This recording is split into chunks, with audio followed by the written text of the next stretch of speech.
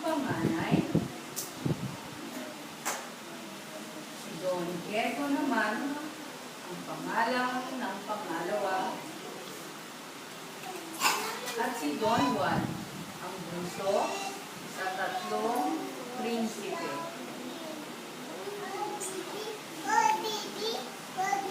Maligaya sana ang buong kaharian nang biglang nagkasakit ang Haring Fernando.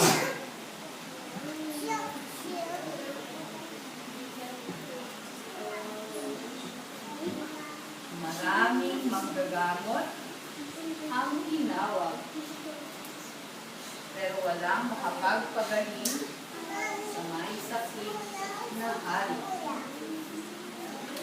Lungkot na lungkot ang anak ng hari dahil habang tumatagal, lumalala ang sakit ng kanilang ama. Isang araw, dumating ang isang ermitaryo at nang tingnan ang sakit ng Haring Fernando, ang sabi niya, walang gamot dito maliban sa awit ng ibong Adarna. Saan pakukuha ang ibong Adarna? Sabay-sabay na tanong ng tatlong prinsipe. Sa bundok ng Tabor. Pero mahirap ang paghuli. Ang sagot ng matandang ermitanyo. Hindi bale ang sagot ni Don Pedro.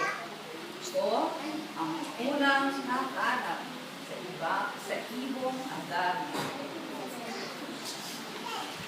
Kaya siya ay naghanda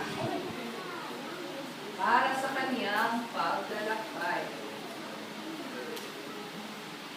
Takot-takot na hirap ang pinagdaanan ni Don Pedro sa paghahanap sa ibong Adarna.